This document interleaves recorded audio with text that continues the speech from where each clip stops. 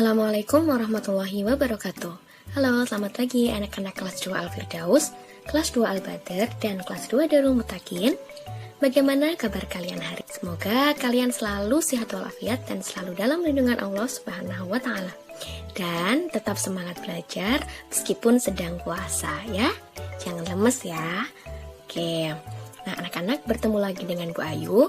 Kali ini Bu Ayu akan menjelaskan materi tema 8 tentang keselamatan di rumah dan perjalanan. Subtema berapa?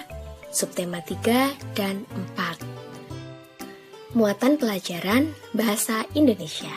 Nah, sebelum kita memulai pelajaran kali ini, seperti biasa, yuk kita membaca basmalah bersama-sama terlebih dahulu, agar ilmu yang kita dapatkan bisa bermanfaat, ya. Yuk kita baca basmalah bersama-sama. Bismillahirrahmanirrahim. Oke, semua sudah baca basmalah, berarti sudah siap menerima pelajaran ya. Yuk kita mulai, simak videonya, jangan di skip-skip. Yang pertama, kita akan pelajari subtema 3 terlebih dahulu. Nah, tentang penggunaan huruf kapital pada teks, sudah pernah dijelaskan ya. Kali ini kita hanya mengulangi saja. Huruf kapital dapat dipakai sebagai huruf pertama pada awal kalimat. Jelas ya? Contoh, para siswa mengikuti upacara bendera. Jangan lupa di akhir kalimat selalu diakhiri tanda titik. Nah, di situ huruf kapitalnya yang P, karena dia di awal kalimat. Kemudian, selain huruf itu, huruf kapital juga dipakai pada huruf pertama nama orang, serta penulisan dan kata ganti untuk Tuhan. Jadi selain awal kalimat juga dipakai untuk nama orang, serta penulisan dan kata ganti untuk Tuhan. Sudah paham ya itu ya, udah pernah dijelaskan. Contohnya yaitu Nina selalu Tuhan. Nah, Nina, N-nya kenapa huruf besar? Ya, karena di awal kalimat. Selain itu, juga karena dia nama orang. Kemudian, Tuhan, T-nya harus besar. Begitu ya. Dan di akhir kalimat selalu diakhiri tanda titik. Oke, lanjut. Penggunaan huruf kapital pada teks. Nah, selain pada penulisan Tuhan, huruf kapital juga dipakai pada yang pertama, huruf pertama nama orang. Jelas ya. Kemudian awal kalimat dalam petikan langsung. Jadi kalau ada kalimat percakapan yang biasa kalian baca di cerita-cerita atau dongeng-dongeng, itu kan sering ada tanda petik untuk kalimat langsung. Nah, itu awal kalimatnya juga menggunakan huruf kapital. Nah, yang ketiga, huruf pertama nama negara, suku, tarian, dan bahasa. Jadi nama negara itu juga awalnya harus menggunakan huruf kapital. Suku, misalkan suku Dayak, D-nya harus besar. Suku Jawa, J-nya harus besar. Tarian, misalnya tari kecak, nah K-nya harus besar, seperti itu. Dan bahasa Inggris, I-nya harus besar, seperti itu ya anak-anak. Kemudian huruf pertama nama bulan, hari, dan hari besar atau hari raya.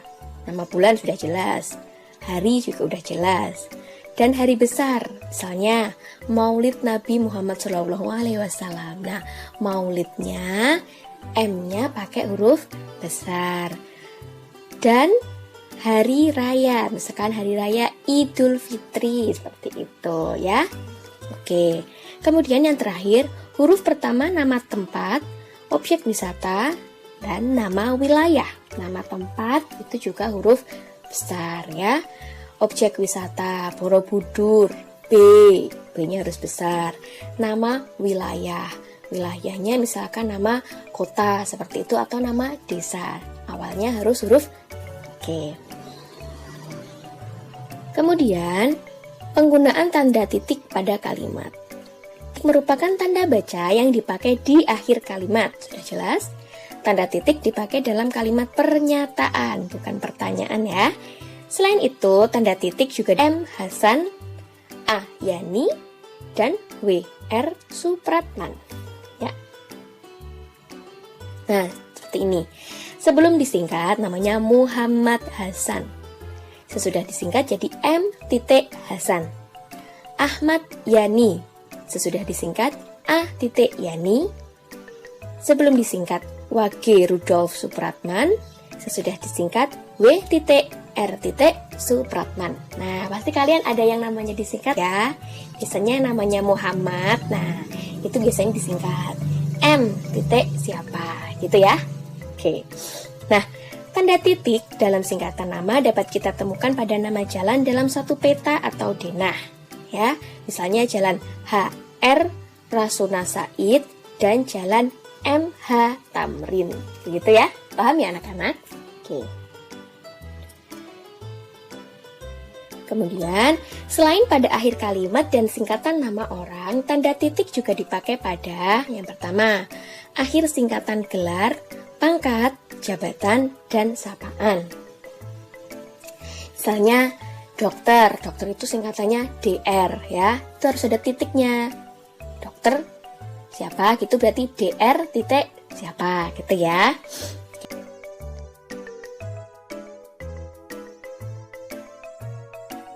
Oke. Sebagai pemisah bilangan ribuan dan kelipatannya. Ya. Jadi kalau misalkan ribuan, itu misalkan 1000 ya. Kan 1.000 begitu ya. Kemudian kalau 20.000, 20.000 gitu. Kemudian yang ketiga adalah penulisan langkah-langkah kegiatan, bagan, atau daftar. Jadi kalau ada langkah-langkah kegiatan, misalkan langkah-langkah membuat jus tomat. Nah, yang pertama, misalkan siapkan tomat. Nah, itu diakhiri dengan huruf titik seperti itu, ya. Oke. Nah, kemudian tanda tanya. Penggunaan tanda tanya dalam kalimat ya. Tanda tanya merupakan tanda untuk menandai akhir kalimat tanya, ya. Selain itu, tanda tanya juga digunakan untuk menandai kalimat yang diragukan. Kalimat-kalimat tanya biasanya diawali dengan kata-kata apa, siapa, mengapa, kapan, di mana, dan bagaimana. Ini pasti kalian sudah jelas ya. Oke. Kemudian, mencermati aturan penggunaan tanda tanya dalam kalimat. Nah, masih ingatkah kalian dengan penggunaan tanda tanya? Ya, kapan digunakan untuk menanyakan waktu, di mana digunakan untuk menanyakan tempat, dan sebagainya. Tanda tanya digunakan pada akhir kalimat tanya. Nah, kata-kata tersebut dapat juga diakhiri dengan partikel kah. Ini salah ketik ya, harusnya diakhiri.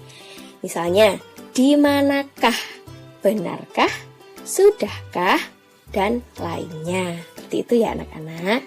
Oke, jadi begitu ya anak-anak, bisa diakhiri dengan kata kah, seperti itu ya. Oke, bagaimana? Sudah paham ya? Oke, sekarang kita lanjut ke subtema 4. Penggunaan huruf kapital pada teks percakapan. Selain dipakai pada nama orang, huruf kapital juga di awal kalimat pada petikan langsung, ya. Nah, ini contohnya. Ada tanda petikan di situ ya. Ayo kita berangkat, kata ayah. Nah, di situ huruf A memakai huruf kapital. Juga ada contoh, ibu berpesan, jangan jajan sembarangan. Nah, huruf J-nya itu meskipun di tengah-tengah, bukan di awal kalimat, tapi karena setelah tanda petik, jadinya huruf kapital. Seperti itu ya contohnya. Nah, kemudian penggunaan huruf kapital pada nama tempat. Yang di subtema 3 tadi sudah Ibu jelaskan bahwa nama tempat juga menggunakan huruf kapital. Contohnya, pasar itu ramai setiap pagi, titik. Ya, Dedi membaca buku, titik. Paman datang dari Bandung, B-nya besar, titik. Lani membeli kapur di Toko Harapan, T-nya besar, H-nya besar. Begitu ya contohnya. Paham ya? Kemudian, penggunaan tanda titik dalam penulisan waktu. Tanda titik dipakai di akhir kalimat. Selain itu, tanda titik juga dipakai untuk memisahkan tanda waktu.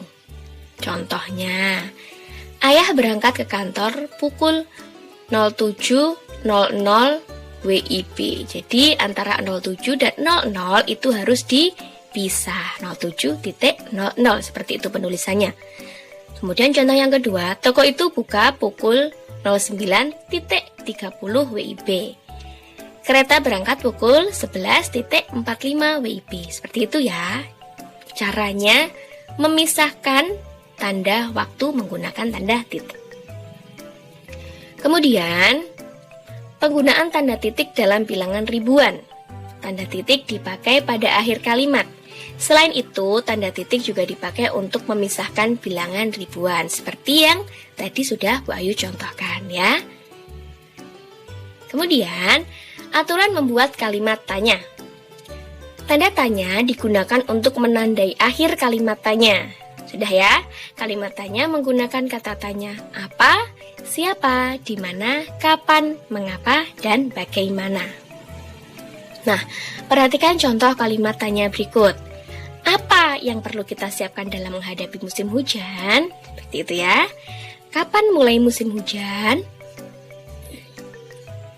Mengapa kita harus menyediakan peralatan tersebut? Bagaimana agar kita terhindar dari penyakit? Nah, seperti itu ya, contoh-contoh kalimat tanya. Kalian sudah paham kan ya? Oke. Kemudian, tanda tanya digunakan pada akhir kalimat tanya. Ya kan? Kalimat tanyanya seperti yang itu tadi. Nah, kata-kata tersebut juga dapat diakhiri dengan partikel kah. Misalnya, di manakah, benarkah, sudahkah, dan lainnya. Seperti tadi ya, ada kahnya ya. Oke, nah bagaimana anak-anak? Sudah paham ya? Untuk materi bahasa Indonesia kali ini, ya cukup mudah kan? Oke, semoga kalian semua dapat memahaminya. Jika kalian belum paham, seperti biasa tanyakan ke guru kelas masing-masing. Begitu ya? Oke, sekian dari Bu Ayu. Assalamualaikum warahmatullahi wabarakatuh.